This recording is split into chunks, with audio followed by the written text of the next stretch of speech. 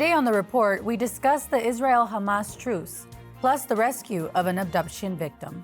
And the Snow White live-action controversy. The Report starts now.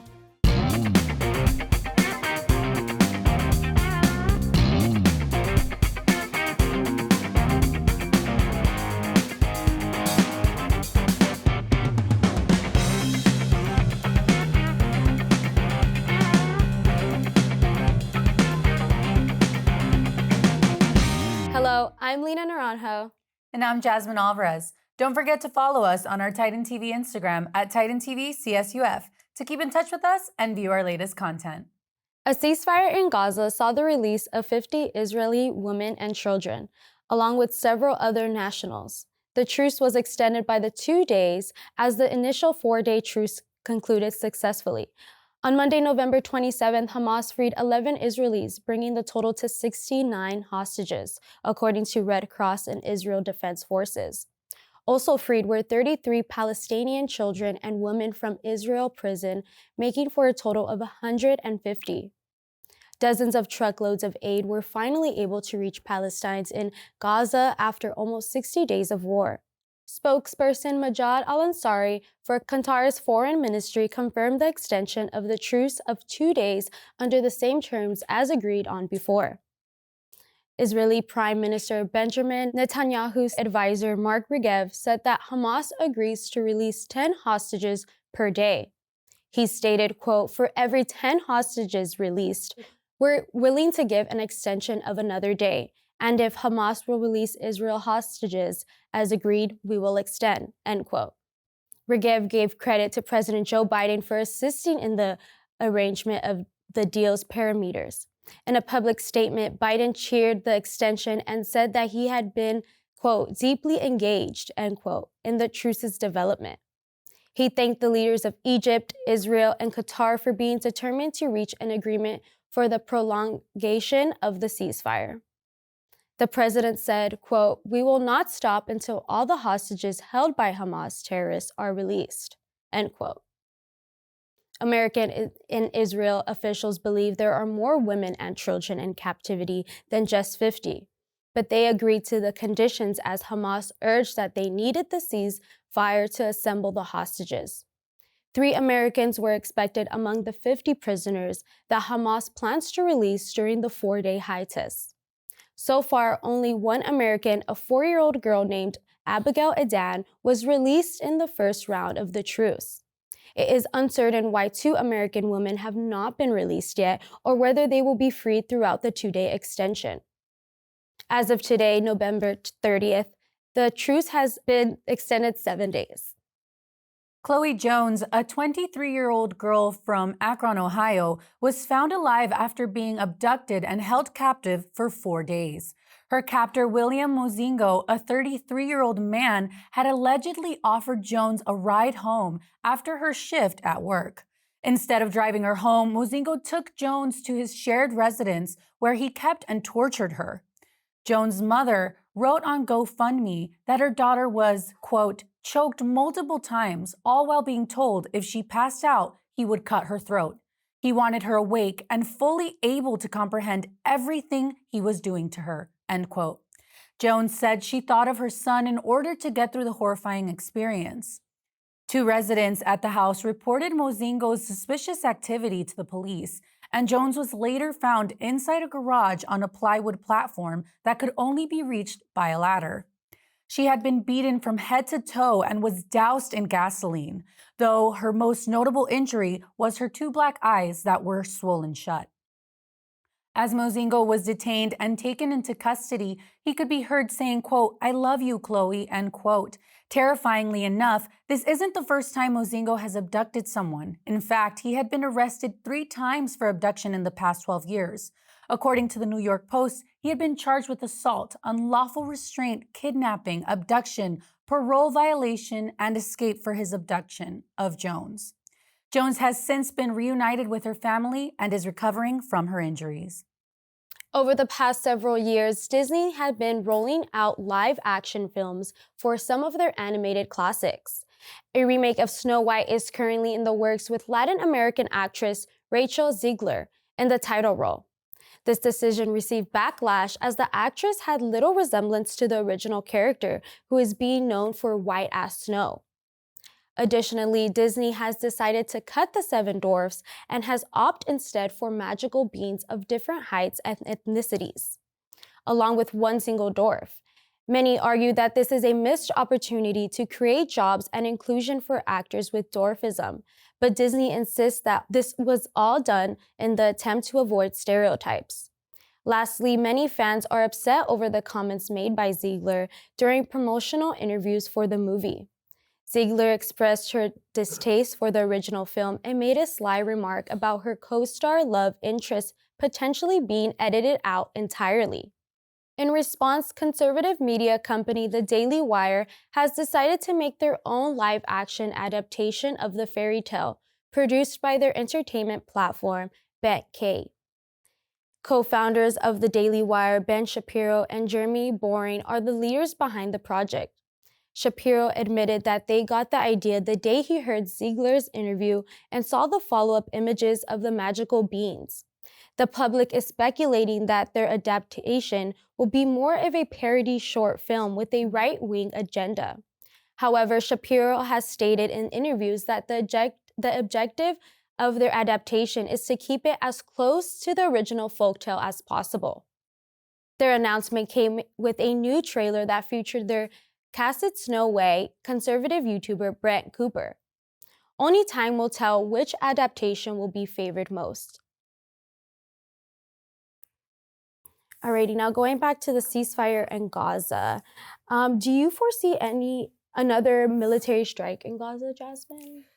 I hope not. I really hope not. My hope would be for some sort of reconciliation. Hopefully, some sort of unity can take place and healing can actually start to begin. I think it's really great, though, however, that there's been able to a truce that's come about, right? Where they're agreeing to have 10 people being released per day, which that's a start, right? Like, that's really great to hear. And, I feel relief about that, at least that there's a ceasefire currently and we're having some refugees finally be able to return home, which I think we all, as human beings, we all deserve to feel safety and to feel, at home and at peace. And, it's unfortunate that that's not what they have right now. That's not what they're experiencing across the world from where we're currently at. But it is good to see that there are steps being placed, right?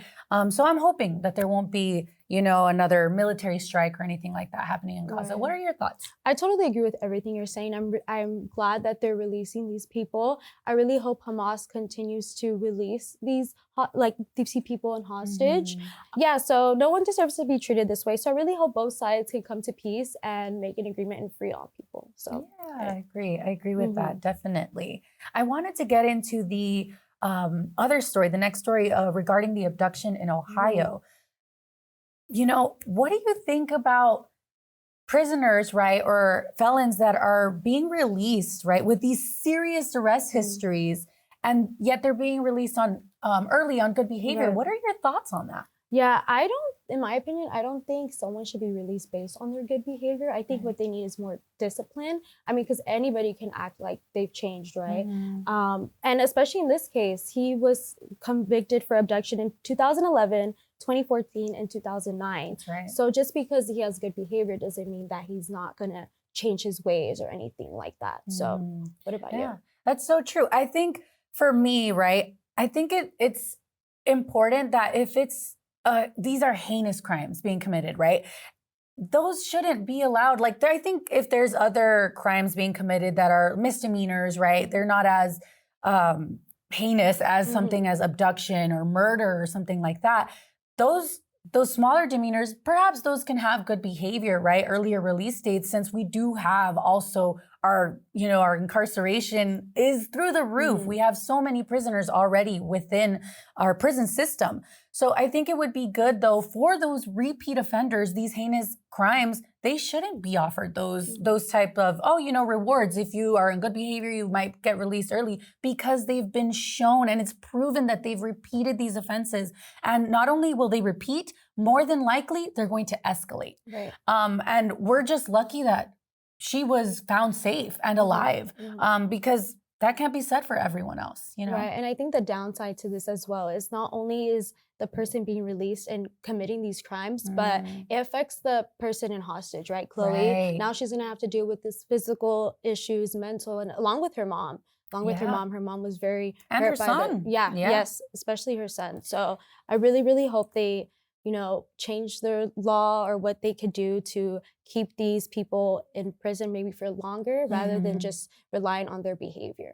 And you mentioned Chloe. I'm curious, do you think that there's anything that we can do maybe in terms of law or as a society to offer more support for these victims? Because a lot of times, we report on them, but then it's like, oh, they were found or they were found not alive. That's where we leave off. But how can we better support the victims of these heinous crimes and their families? Do you have any thoughts? I think one is for sure bringing awareness, just, being careful of your surroundings. Just because I know in this case, he offered her a ride, right? So she said yes. I think one main thing is being able to go with someone you trust, not just a random person or acquaintance. But I think what we should really do is provide a lot more mental health assistance for these people, because I know who knows if she has the money to afford therapy, all those other services she may need, especially since her eyes were really, really swollen. She was with gasoline on her body. So I really hope they could provide maybe like a program for these people, somewhere for them to go, so they could help them with that. What are your thoughts on that? Yeah, I think when you brought up like programs or, offering different things for them, I think that was such a great point, because like a lot of the time we see these victims and they're forgotten about after a while, and it's not necessarily to exploit their stories, right? That we should keep harassing them, but we have so much to learn, right? We can learn from the experience of others. And I think some great programs, like you said, would be some mental health coaching, some assistance, because this is probably going to be something that she's going to be dealing with lifelong, right? These are traumas that you can't get over within a couple of months or a year. That being said, I think also some community programs where she can learn to build trust with people and feel safe again, because although, yes, there is so much, people that you can't trust and the world is getting scary, there's also a lot of love and there's also a lot of light out there. And I think it's good to maybe have some community programs, some community outreach where she can see that there is still good in this world and she doesn't have to live in constant fear. I totally agree with you. I think bringing a community together will definitely help out for her, for sure. Totally. Now, moving on to our last story, the Disney story. So, do you think live action characters should be casted based on their appearances? That's a great question. I think I'm kind of play devil's advocate, right? So I kind of see where Disney is kind of trying to go with these new adaptations, these live action films, where they want to make it maybe a little bit more contemporary, right? And they want to, at least from what I see, maybe they're trying to cater to this new generation, right? This new up and coming generation where they're a little bit more woke, right? Quote unquote. And we have a little bit more inclusivity and a lot of that, which I think is great. That's great that they're catering, but they also want to have that nostalgic feeling, right? For the people who grew up with the OG Disney, right? Like seeing the original Snow White.